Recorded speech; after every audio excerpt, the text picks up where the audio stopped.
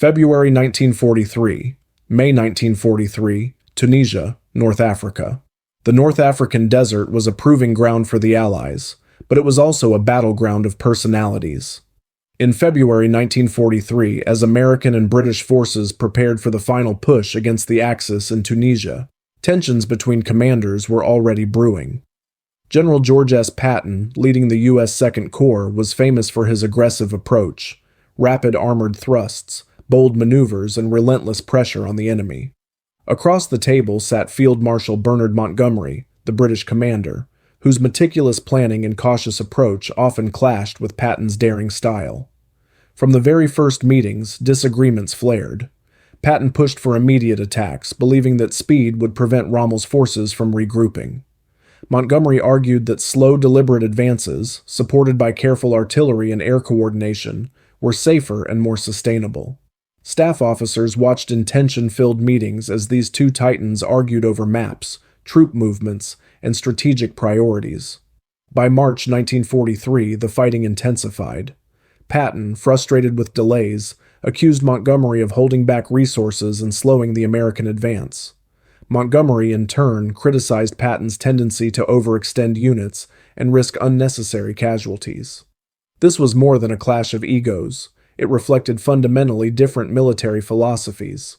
Patton believed in aggressive exploitation of enemy weaknesses, while Montgomery emphasized thorough preparation and minimizing risk.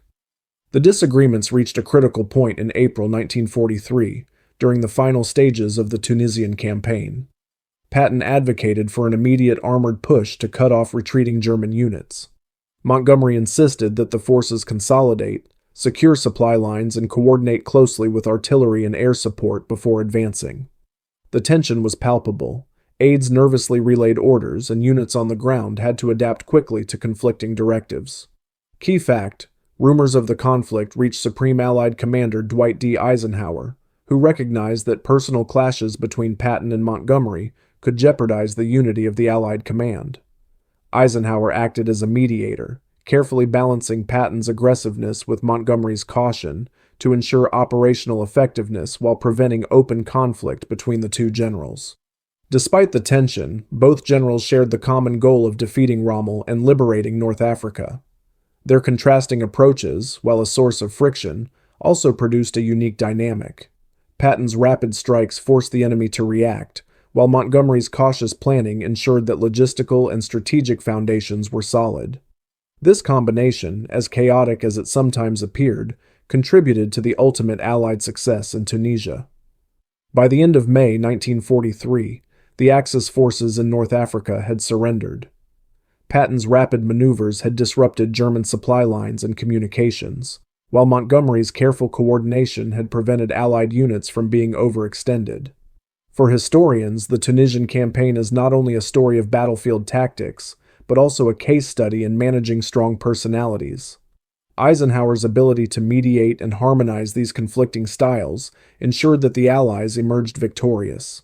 As the Allies prepared for Operation Husky, the invasion of Sicily in July 1943, the tensions between Patton and Montgomery resurfaced. Patton, now commanding the U.S. 7th Army, pushed for swift landings and rapid advances inland, aiming to capture key Sicilian towns before German reinforcements could arrive. Montgomery, overseeing the British 8th Army, preferred methodical advances supported by artillery and air bombardments. Meetings between the generals often turned heated, with debates over maps and timetables stretching for hours. Despite their disagreements, the operation succeeded. The Allies captured Sicily within weeks, demonstrating that even conflicting leadership styles could be harnessed to achieve a shared objective. Patton's audacity and Montgomery's caution complemented each other, creating a balance between boldness and careful planning. Eisenhower's role as a mediator was crucial. Without his intervention, the personal rivalry could have undermined the entire campaign. August 1944, Normandy and the French campaign. On June 6, 1944, the Allied forces landed on the beaches of Normandy, beginning Operation Overlord. For the Americans, General Omar Bradley, commanding the 1st U.S. Army, coordinated the massive landings, ensuring that troops, artillery, and supplies flowed efficiently onto the beaches under constant German fire. Bradley's approach was methodical. He prioritized consolidating the beachhead, securing supply lines, and maintaining a steady advance. Meanwhile, General George S. Patton, newly returned to command after the earlier controversies in North Africa, was tasked with creating the fictitious 1st U.S. Army Group in southern England to deceive German intelligence. Patton's flamboyant and aggressive persona made him the perfect choice for this operation, known as Operation Fortitude, which successfully convinced Hitler that the main invasion would come at Pas de Calais. This deception allowed the Normandy landings to gain a critical advantage. Even after D-Day, the tensions among commanders persisted. Patton, once unleashed in France, pushed for rapid advances to cut off retreating German forces, often at speeds that alarmed British commanders. Montgomery, leading the British 21st Army Group, sometimes criticized the pace, worried that his own forces might be overextended or left unsupported. Bradley often acted as a mediator, coordinating between the two and smoothing over operational conflicts. One of the most notable instances of tension occurred during the Battle of the Hedgerows in July 1944. American divisions faced difficult terrain, with German defenders well dug in dense fields and hedgerows. Patton wanted to push aggressively to break through, risking high casualties, while Bradley and Montgomery emphasized careful artillery preparation and coordinated infantry assaults. This clash of styles required constant negotiation and adaptation on the battlefield. Despite these disagreements, the combination of Patton's audacity and Bradley's logistics-focused planning allowed the U.S. forces to break out from Normandy by the end of July.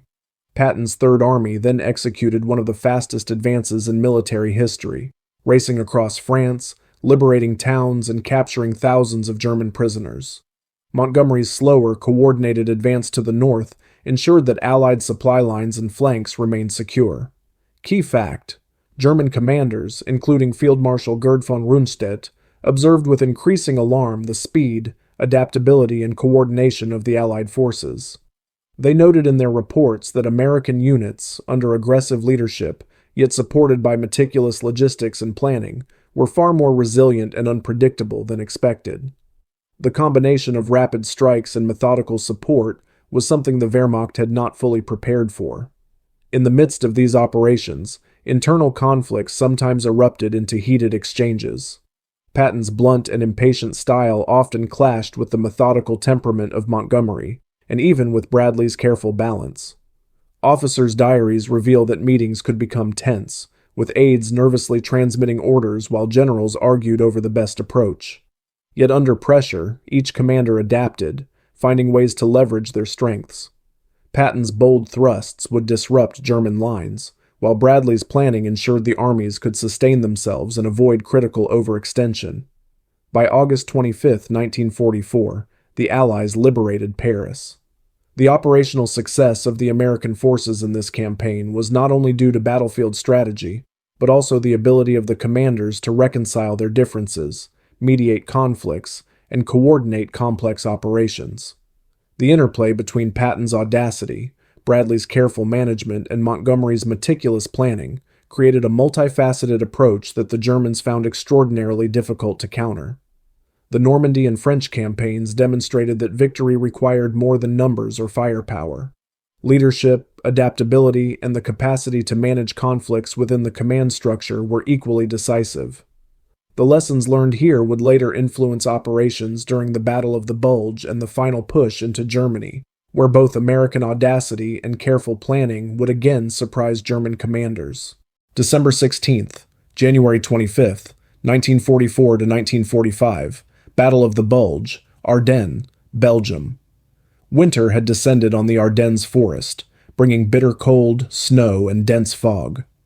German forces launched their desperate counteroffensive, aiming to split the Allied front and capture Antwerp.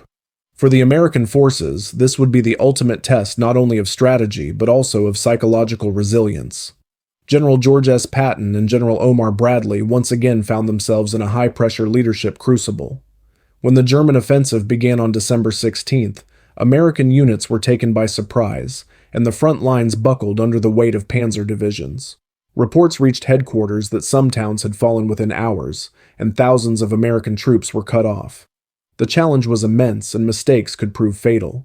Patton's Third Army, stationed to the south, was ordered to pivot north in one of the most audacious maneuvers of the war. Within 48 hours, Patton's forces redirected hundreds of miles in freezing conditions, moving armored divisions to relieve the besieged town of Bastogne. Meanwhile, Brigadier General Anthony McAuliffe, commanding the 101st Airborne in Bastogne, refused German demands for surrender with his famous one-word reply, "Nuts." This symbolized the tenacity and psychological resilience of American troops. Bradley coordinated logistics and reinforcements, ensuring that Patton's rapid advance was supported by fuel, ammunition, and supplies. This combination of bold maneuvering and meticulous planning once again highlighted the complementary, albeit sometimes conflicting, leadership styles.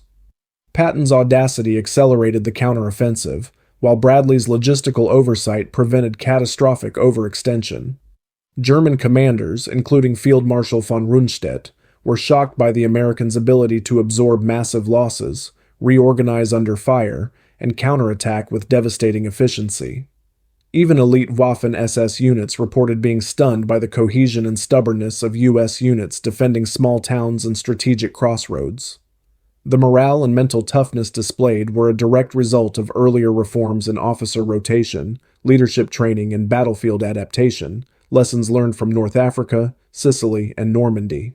The interplay between leadership conflict and coordination continued to shape events.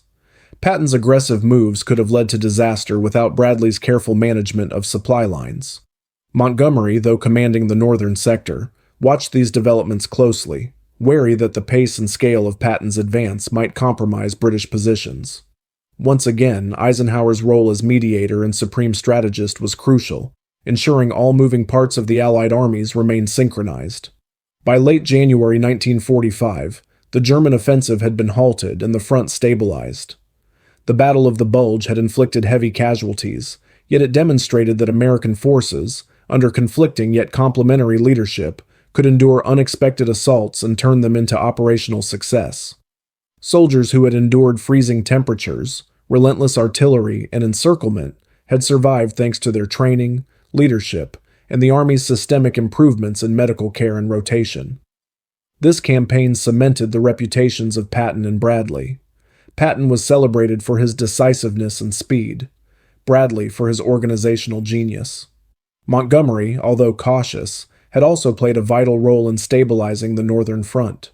The Germans, facing these adaptable, resilient, and unpredictable American forces, recognized a pattern. No single tactical shock could break them. Their opponents had learned from defeat, integrated lessons, and continuously improved. Why it's significant? From North Africa to Sicily, Normandy, and finally the Ardennes, the story of American command is as much about human leadership, conflict management, and psychological resilience as it is about firepower and strategy. The ability to navigate clashes between strong personalities, Patton, Bradley, Montgomery, and Eisenhower, created a force that was adaptable, coordinated, and ultimately unstoppable. For historians and military strategists, these episodes provide timeless lessons on how leadership, conflict, and resilience shape the outcome of war.